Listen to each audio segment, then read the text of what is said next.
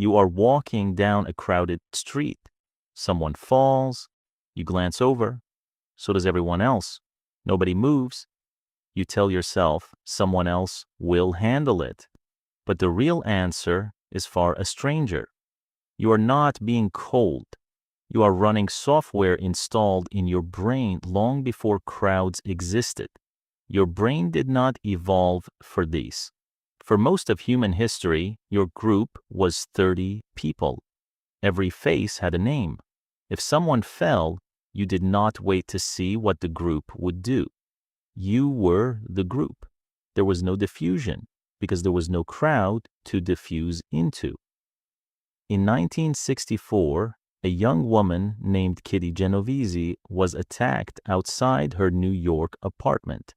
Reports claimed dozens of neighbors heard her cries and did nothing. Were people simply heartless? Two psychologists did not accept that. John Darley and Darley Latané suspected something deeper. They staged an emergency over an intercom. Some participants believed they were the only witness. Others believed 4 or 5 people could hear it too. When someone thought they were alone, they helped fast. When they believed others were listening too, they often did nothing. Darley and Latané named this the bystander effect. The mechanism behind it is diffusion of responsibility. A crowd quietly spreads the weight of responsibility across everyone in it. The more people present, the lighter your share feels. Not because you care less, because your ancestors' brains never had to divide responsibility across strangers, so yours still doesn't do it well. Here is where it gets a stranger. Latané later found the same pattern in something quieter. He called it a social loafing. Put people on a team, and individual effort quietly drops as the team grows. Nobody decides to slack off. Responsibility simply thins out the same way it thinned over that intercom. Does that sound familiar? A group chat where nobody answers because everyone assumes someone else will. A crowded office where an obvious problem sits unsolved because it felt like somebody else's task. There is a further twist. Being in a crowd doesn't just change what you do. It changes what you perceive. Researchers have found people are slower to even recognize an emergency when others nearby look calm. Your brain uses the people around you as evidence. If nobody else looks alarmed, some part of you concludes there is nothing to be alarmed about. This is called pluralistic ignorance.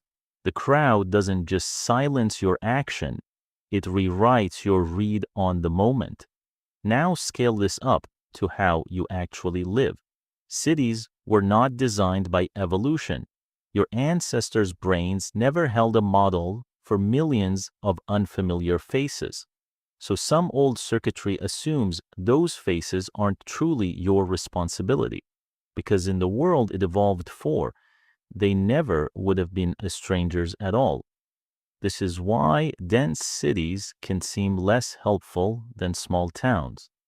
It isn't that people care less, it's that density triggers diffusion. More potential helpers around you adds up to less help, because every witness divides the felt weight of the moment. There is a way out, and it's been mapped. The fix isn't asking people to care more. It's removing the ambiguity that lets diffusion take hold. If you ever need help in a crowd, point at one person and give a specific instruction, not "someone help me." That works because it collapses the crowd back down to a group of one, the size your ancestors' brains were built to act inside of. It works in reverse too. If you're the one watching something unfold, noticing, "I am waiting for someone else to move first," is often enough to break the pattern. Naming it overrides it. This isn't a story about human coldness. It's a brain built for groups of 30, doing its honest best inside a species that built cities holding millions. The miscalibration isn't a moral failure, it's a mismatch between the world you evolved for and the one you live in. So the next time you're in a crowded space and something feels off, remember what's happening inside you. It isn't indifference, it's 10,000 years of a small group instinct trying to read a crowd it was never built for. And now that you know that, you are already the exception standing inside it.